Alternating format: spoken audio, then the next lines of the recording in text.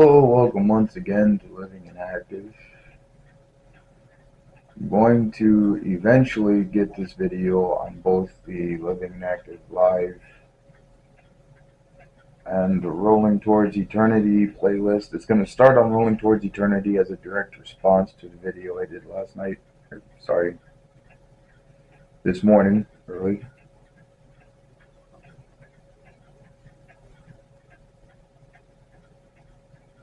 Let's get some truth into the room here.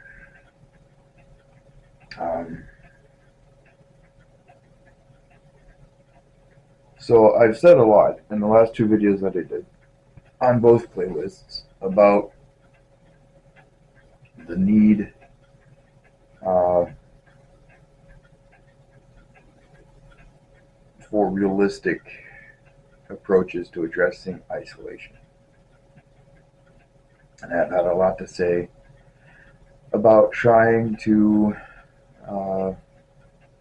address these things with digital online responses, counterfeits for genuine interactions and true friendships and deep, mutually reciprocated relationships, such as can be found in romantic partnerships at every phase leading up to and including the scope of marriage and moving forward from the wedding day onto what's supposed to happen.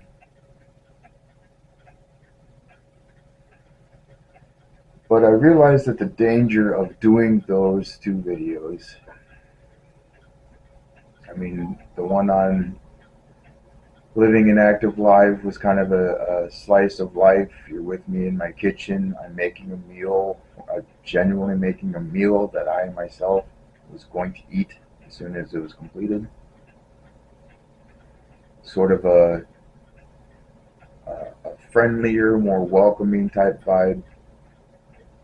The last one I did on the Rolling Towards Eternity playlist was,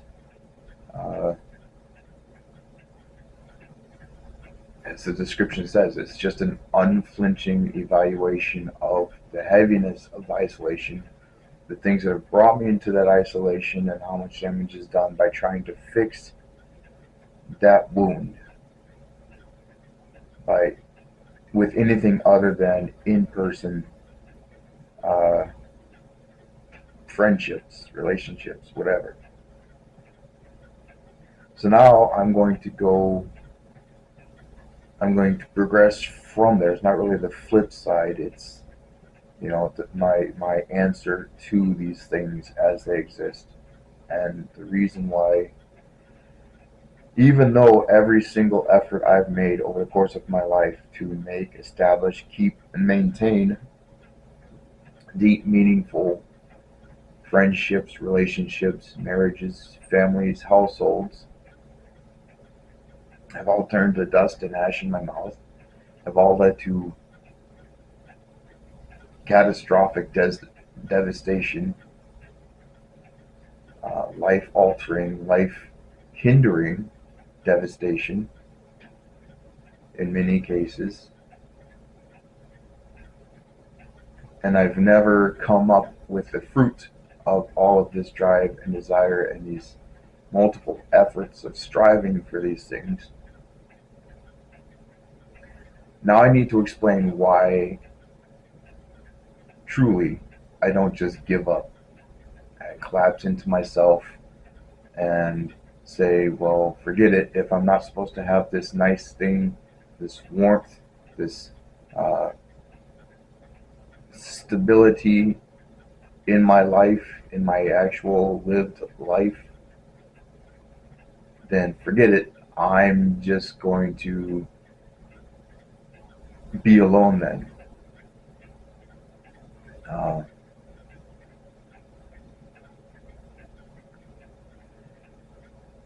The very real reason is because I know I'm not the only person that has gone through a life such as mine. I know I'm not the only person that has come up uh, empty-handed. I know I'm not the only person that feel as though their best years uh, and decades of their lives are behind them, and there's no chance of recovering what could have been if any of those situations had actually gone the way they're supposed to.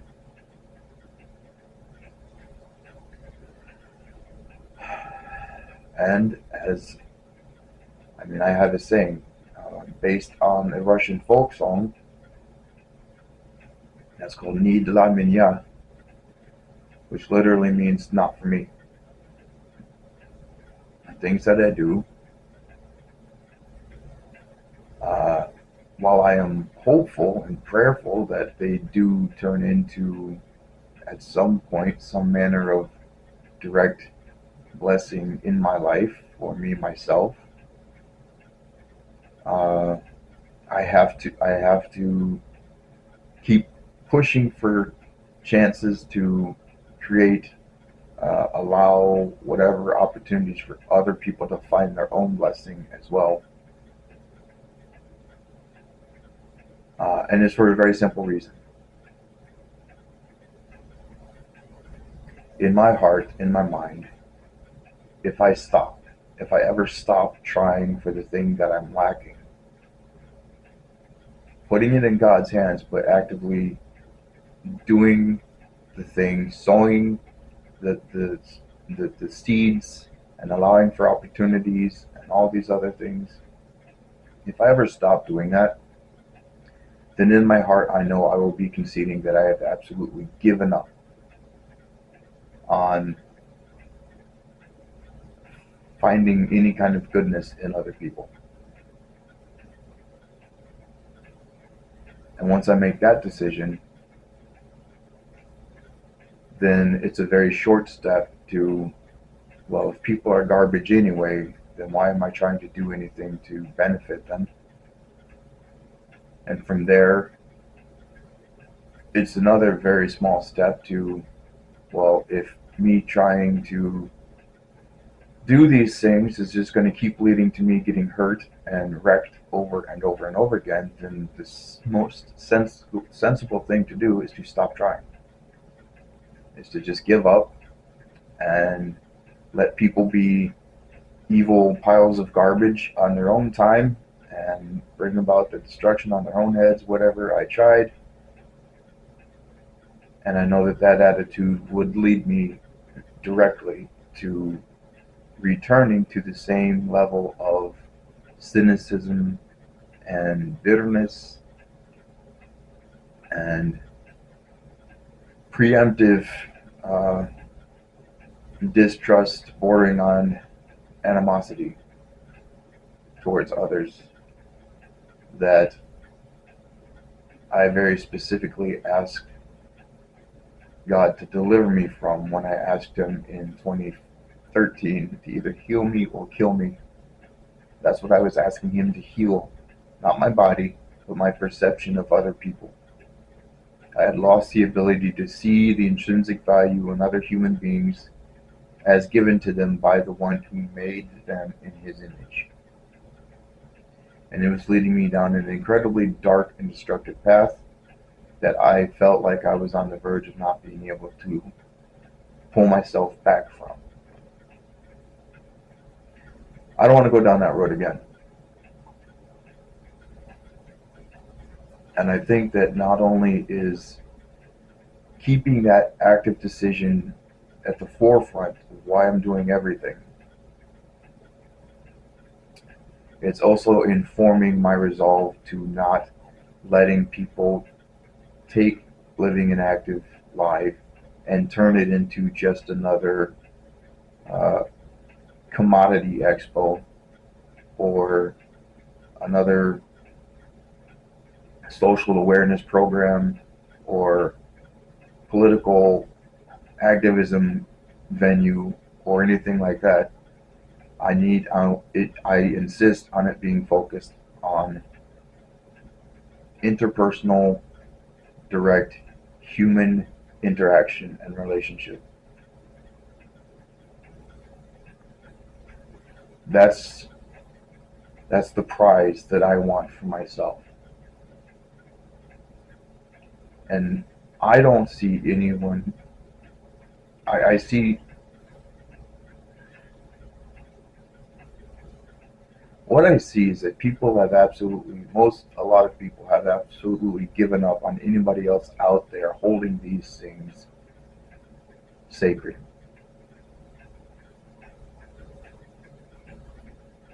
I think collectively, most people, especially the ones who care about these things, are under the presumption that nobody else out there thinks the way they do about trying to restore the simple grace, elegance, and healthful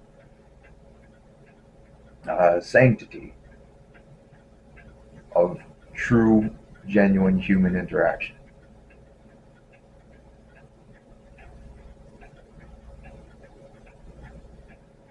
This might lead people to just withdraw within themselves and kind of passively and not really take any approaches seriously.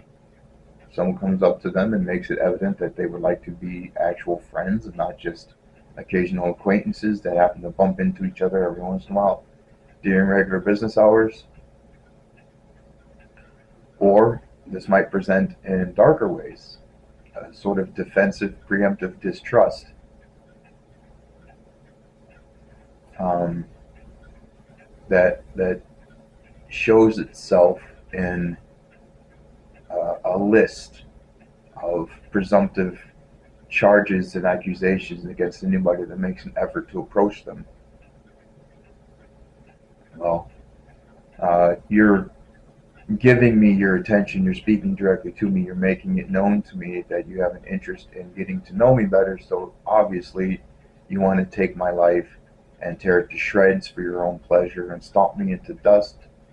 Uh, and I'm not going to let you do that, so I'm going to make the encounter as unpleasant for you as possible. I understand both of these responses. I don't hold them against the people that use them. I understand why they do it.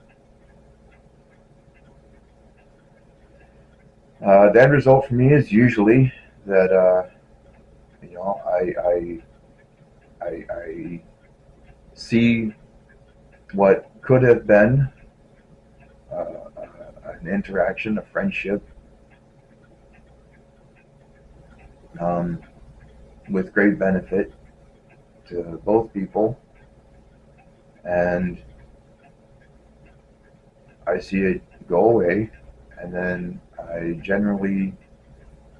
try to remind myself to pray for that person and ask the Lord to bring to them relief and healing if it's an understandable level of uh, defensive posturing that I'm saying. If it's something that's just straight up evil, uh, just because the person is just absolutely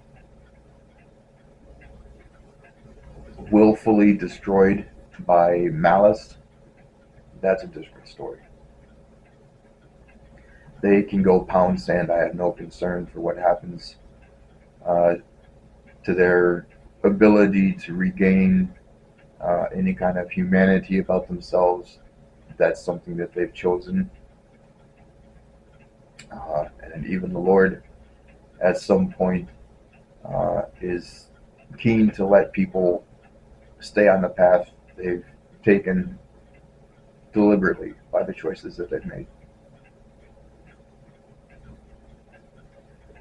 If at some point they catch their head and they call out to Him, then yes, He does restore. He loves restoration, especially the hard cases. But that has to remain in the territory of belonging only to that person and the Lord and living within that space between them. That's not something any human can intervene on. But I have to keep going for myself because this is the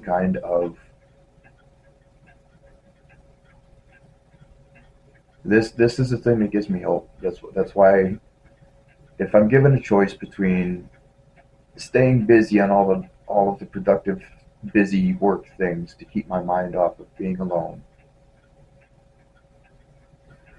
or setting it all aside and just being still in the moment and letting things be heavy, feeling the impetus and the drive and the motivation build up to correct the lack by going out, reaching out to other people in order for those opportunities to be presented for my benefit and theirs. If I let the keeping busy, keeping my mind occupied, if I let the digital counterfeits work to sort of give me a sugar high of artificial dopamine hits, something to take the edge off, then I will cauterize that wound, and I will stop being able to genuinely care about what happens to other human beings.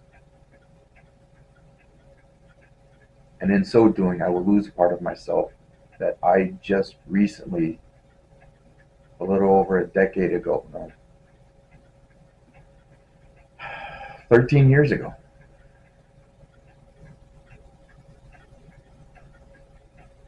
God answered that prayer that I prayed in bitter desperation and restored to me my humanity of soul.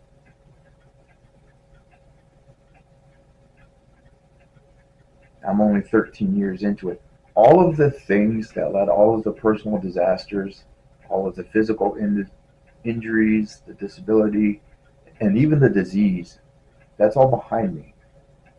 What I'm left with now are the natural ramifications of all of these things, living the best I can inside of them, looking forward.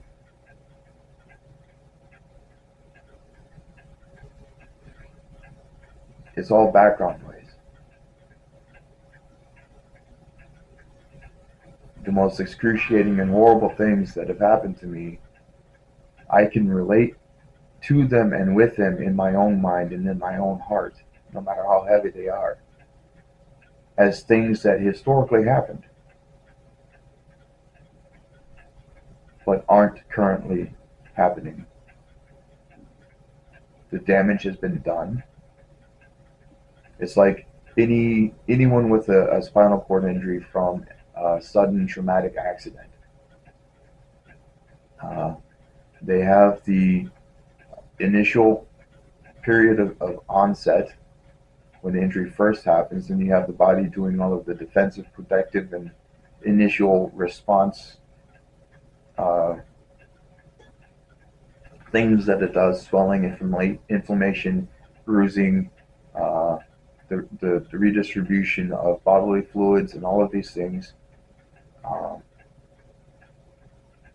and then as those processes stop being needed and the body settles down into what's available to it now after that injury, that's when you start seeing the gains in function and recovering of some strength or whatever. But there's a limit to it. And wherever that limit mark is, that's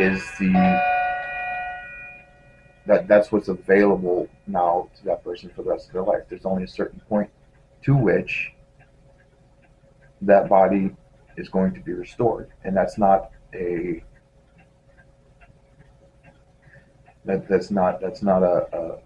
sentence or punishment. It's just the new reality, and it is heavy. Physical disability, chronic illness, terminal disease, all of those things are very heavy, but they are also very real. To deny that they exist, to deny that they are heavy, that they are burdensome, is delusion. And delusion leaves you ill equipped to actually move through this reality with any kind of ability to grow, to mature, to benefit, to heal emotionally, spiritually. And so it's the same thing for my life. Yes, my life has been incredibly brutal. It has been very heavy. But all of the things that made it so, granted, a lot of them were tied to the direct consequences of my own stupid decisions, um, wrong things that I did. There's no denying that. But even the things that were rooted in the failings and destructive decisions of other people, that's all behind me. There's no way I'm going to ever have to go through all of that again unless I do something stupid, like get into a relationship with a 20 or 30 something and start having children with her, and then she decides, you know what, this isn't what I want, so bye bye, and then I start all over again, and then that would be entirely my fault. That would just be dumb.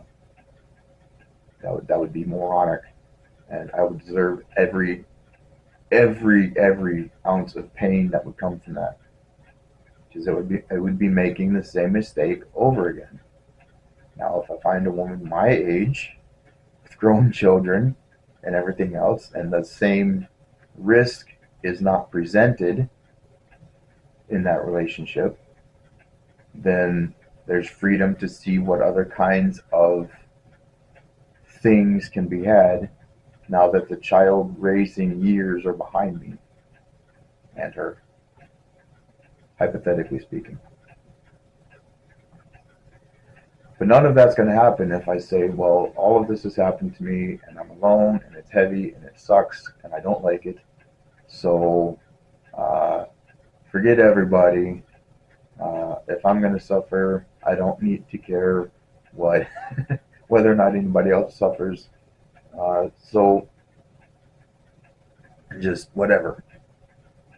Um, you know, stomping my little foot and saying, well, forget you guys. I'm going home. Isn't going to do anything other than ensure that I stay in the heavy, that I stay alone.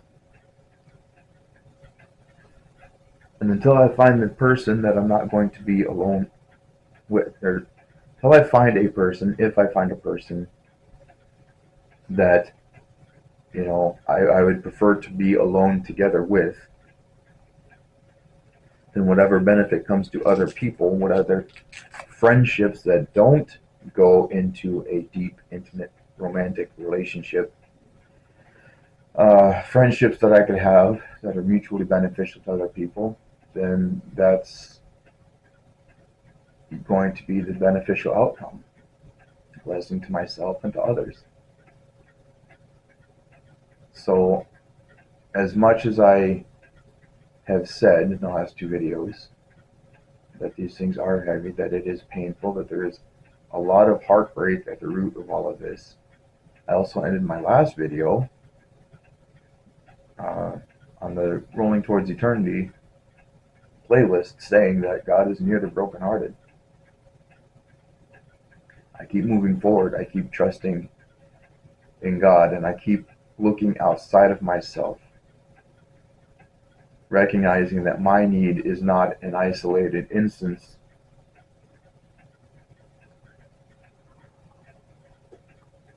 that other people are just as desperately hurting, and some maybe even more so than I am. And God might use the motivation and the absolute unwillingness to let the heaviness win and to stop me from trying again, regardless of risk, to be the means by which He draws near to someone who is crushed in spirit, brokenhearted, or whatever, and lets them find the same kind of healing uh, that I found in the answer to that prayer in 2013. Uh, So yeah, back to the concept of nidla minya. It's not for me. It's not necessarily for me. I'm not doing this. Yes, I do need this. I do need to benefit from this, but primarily, I know if I focus on meeting my own needs through all of this, it's going to go very badly again. But if my focus is on other people, and then I let the Lord decide the benefit to me, and I let Him work that naturally and grow it up and nurture it and let it grow and bloom and develop on its own, not forcefully, then while I'm busy doing the work that I believe the Lord has set me on, He's busy doing what He promised to my benefit and the benefit of the other person. And that's His to do, not mine. I've tried it over and over and over and over again. I've tried to be the one to decide who it is that I'm going to be having that kind of interaction with or whatever, and I've made a mess of things at a return. So I'm not going to give up. I'm going to keep pushing. I'm going to keep taking the rejection. I'm going to keep staring in the face of people who don't care, with the knowledge that they don't care. And I'm going to keep rooting through the trash piles to find out, to find the ones that are tired of living inside of them and are just looking for any reason to believe that they don't have to. So that's the flip side. I know the last two videos may have seemed maybe heavy, and they probably were, but I'm using the weight, I'm using the heartache to keep myself motivated to go out there and find the fix for me, meanwhile putting myself in a position to facilitate the fix for others until the fix arrives for me, if that makes sense. So last two videos were kind of long. This one's not going to be that long. I'm going to make some fresh coffee. I have some reheated coffee here by my elbow that's a lot colder than what I thought it was. But I am grateful that I've remembered where all of my tripod equipment is. And I'm also grateful that I have figured out how to work the remote. So maybe the days of the extreme close-up, me sticking my face directly in the camera, reaching behind the camera, and a lot of noise, confusion during the fade out can be done away with, and we can have gentler transitions at the end of the video. But anyway, so yeah, I'm still not having a lot of luck with getting myself in a position where the neck stabilizer is actually a productive thing. So I think I'm just, it's 11 below outside, actual air temp, with wind chills dipping down into 25 below. So I suffer no delusions as to what it is that's acting on my configuration at this point. But I am going to try to get a little bit of movement in by, like I said, I live alone. The living alone is heavy, but if I want it to be less heavy, then I'm the only one here to act upon it to make it so. So if I want fresh, hot coffee, then I have to get off of my butt by transferring from the chair that doesn't move, and then getting on my butt by transferring into the chair that does move, so that I can move, so that I can do these things to answer my own needs until such a time as there is someone to help me with them. Wow, that was a very cool tie-in. And the moral of the story is nice. That was absolutely not planned. By the way, Hebrews 11:6. Without faith, it is impossible to please God, because those who come to God must believe that He is, and that He is a rewarder of those who seek Him. Until next time, if there is a next time, and there might not be, God be with you.